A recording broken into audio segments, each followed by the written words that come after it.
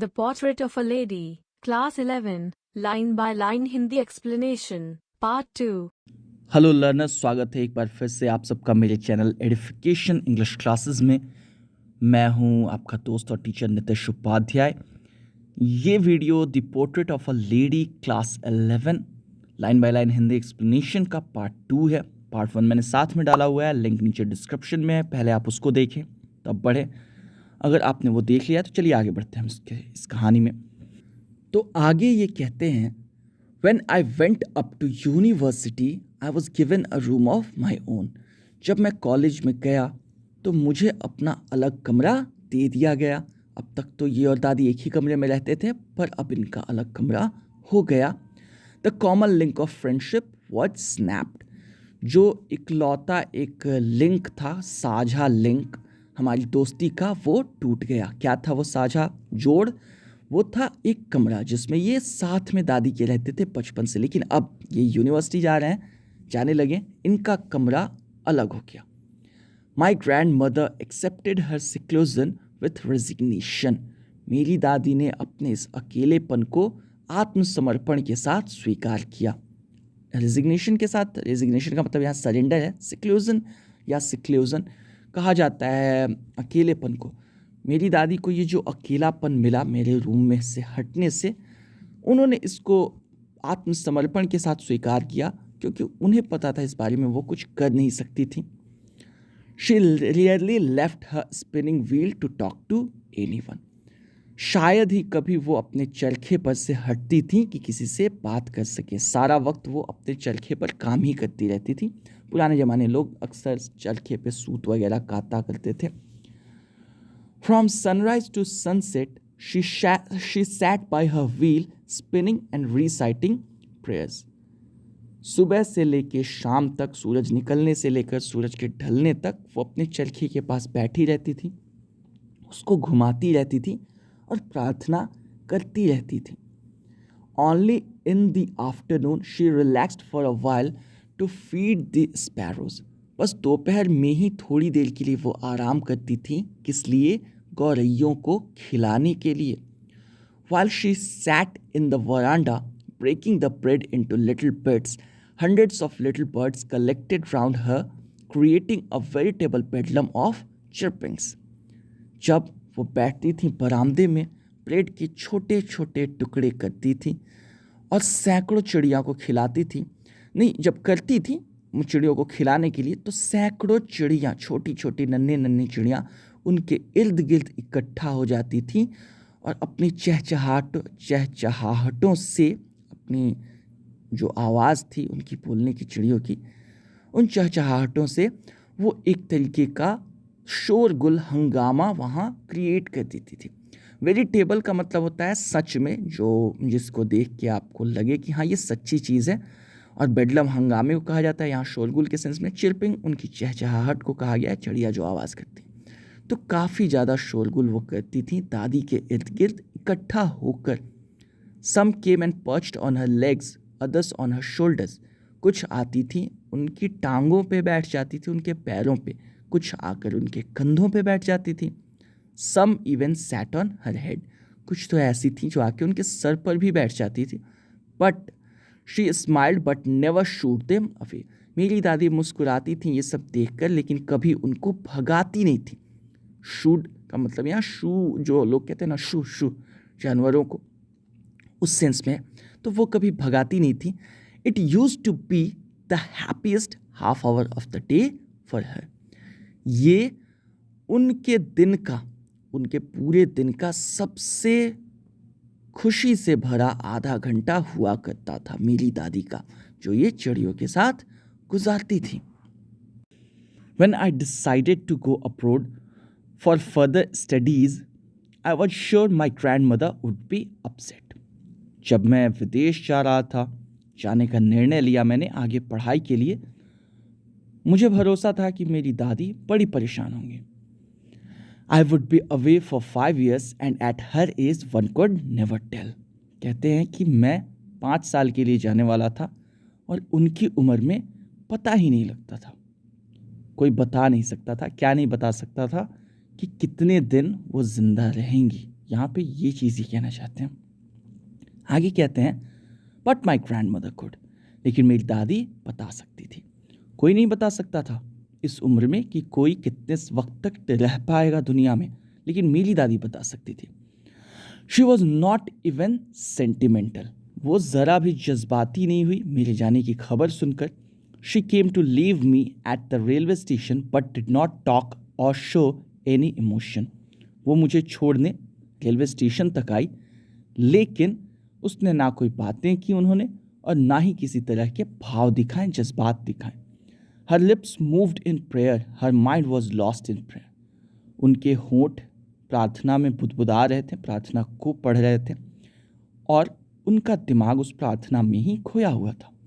Her fingers were busy telling the beads of her rosary. उनकी उंगलियां व्यस्त थीं माला के मन के फेरने में। मैंने पिछले पार्ट में भी आपको बता दिया था, यहाँ टेलिंग का मतलब उसको फेर के मंत्र जपना, और बीड्स उसके मनके को कहा जाता है। रोजरी माला होती है जो रुद्राक्ष या तुलसी कोई भी माला हो उसको कहते हैं।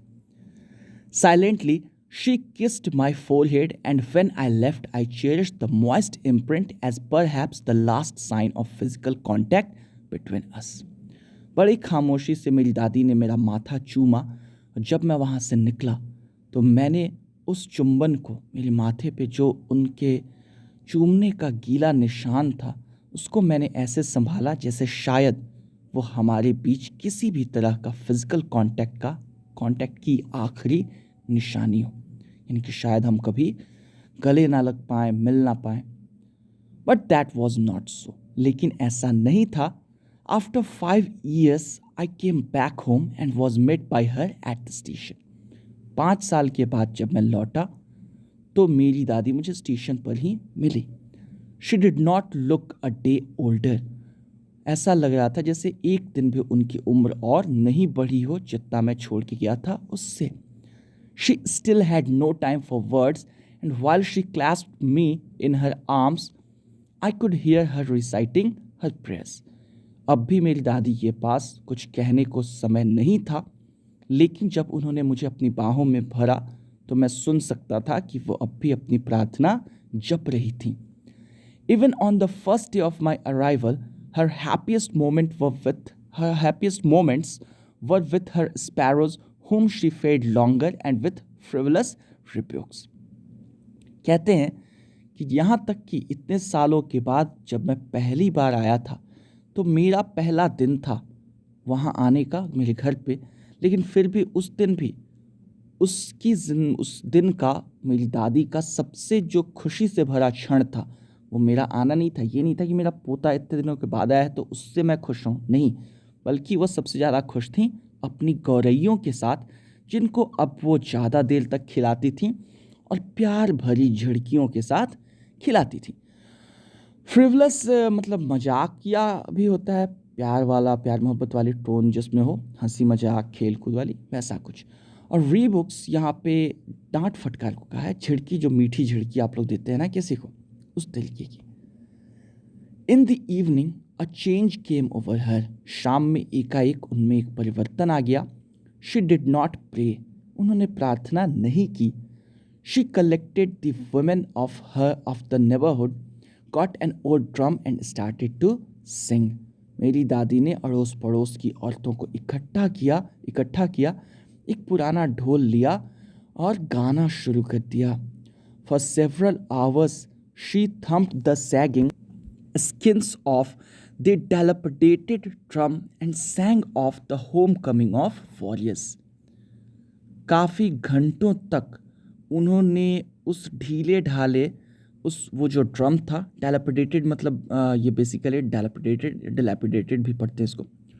इसका मतलब होता है कोई चीज़ जो इस्तेमाल ना होने की वजह से ख़राब हो रही हो, ढंग से ना रखा गया हो, तो वो ड्रम वो ढोल जो ख़राब होने लगा था धीरे धीरे, उसकी ढीली होती हुई चमड़ी, जो उस पर चमड़ा मढ़ा हुआ होता है, उसकी ढीले होते हुए चमड़े पे वो थापे दे रही थी। And सैंग of the home coming of warriors, और गीत गा रही थी योद्धाओं की वापसी के। जब योद्धा लड़ाई से वापस आते हैं तो जो गीत गाया जाता है, वैसे ही गीत वो गा रही थी घंटों तक।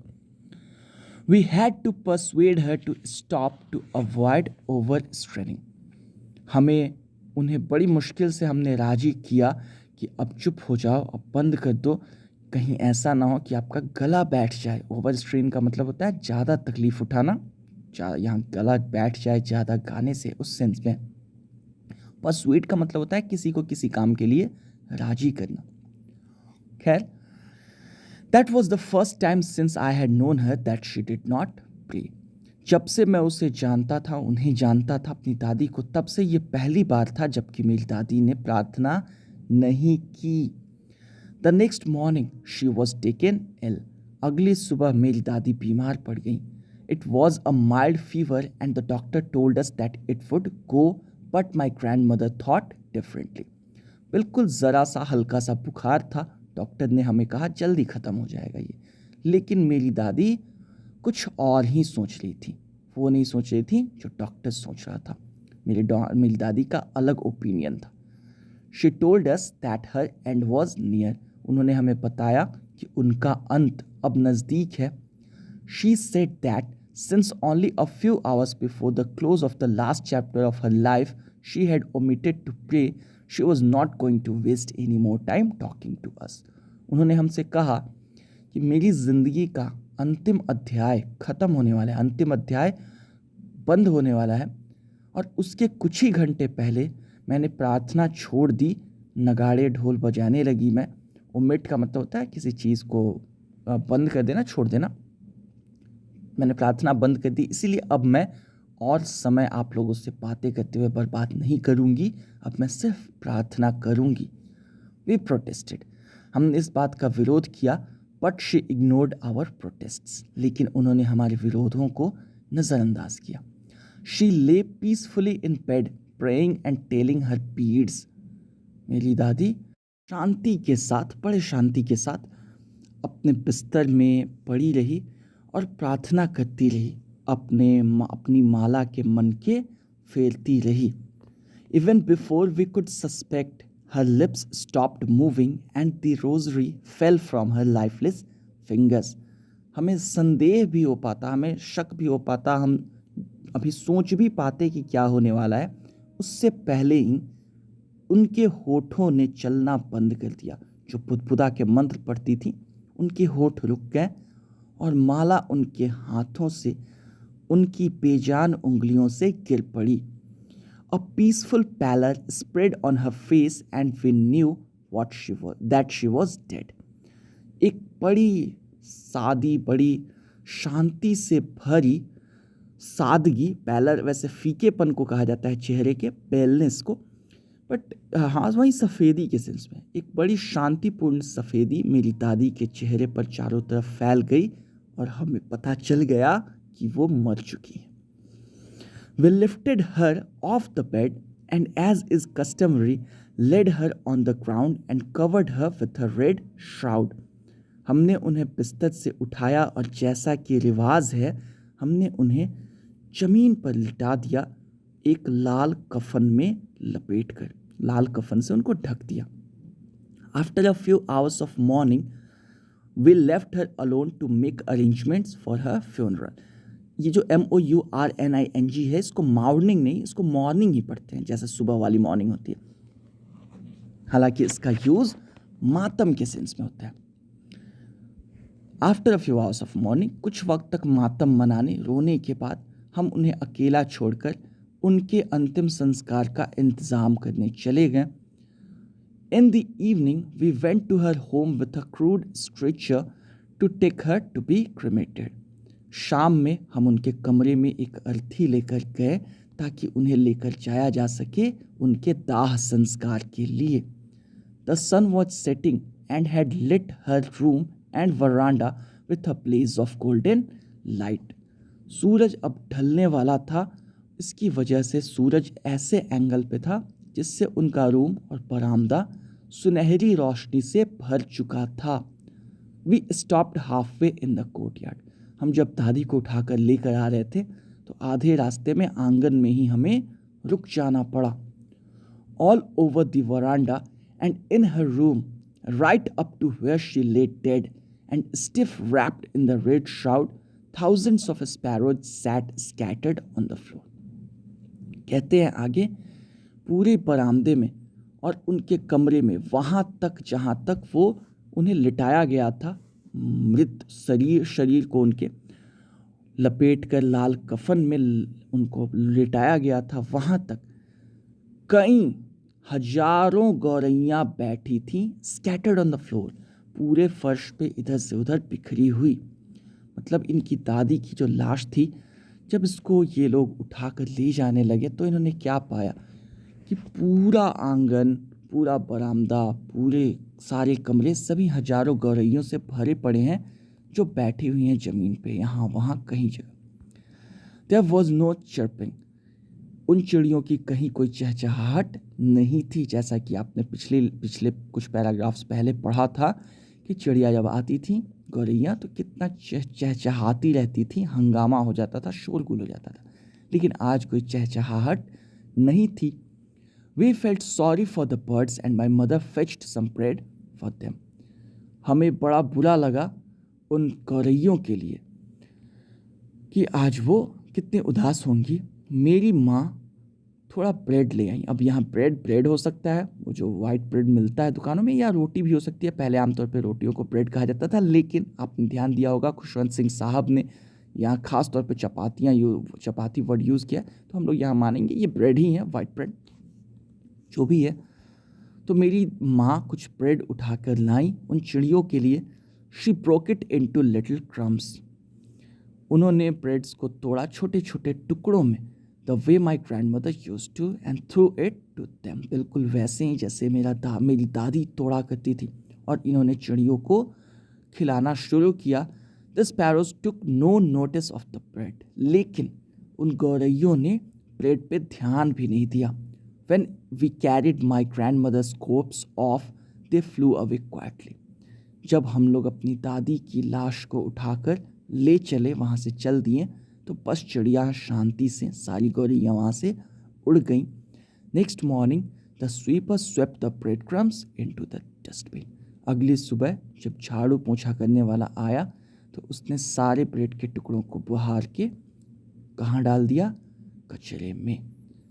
चिड़िया ने खाने से इनकार कर दिया था, वो इतनी उदास थी। यहाँ ये चीज़ दिखाने की कोशिश की गई है कि उनके अंदर भी फीलिंग होती है, वो सिर्फ भूख की वजह से या किसी और चीज़ की वजह से किसी के साथ नहीं होती।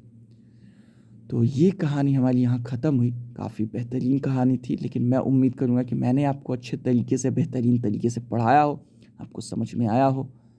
मिलते हैं अगले किसी वीडियो में, तब तक के लिए stay safe, take care and keep learning. End of the video. The Portrait of a Lady. Class 11. Line by line Hindi explanation. Part 2. उम्मीद करता हूँ आपको ये लेसन समझ में आया होगा। अगर ऐसा है तो प्लीज़ लाइक का बटन दबाइए, वीडियो अच्छा लगा हो तो, और साथ में नीचे कमेंट करके हमें ज़रूर बताइए अगर वीडियो नहीं पसंद आया, या आप ये भी बता सकते हैं कि आप आने वाली वीडियोज़ में क्या चाहते हैं। शेयर ज़रूर कीजिए अपने दोस्तों के साथ अगर पसंद आया हो, और सब्सक्राइब ज़रूर कीजिए हमारे चैनल को।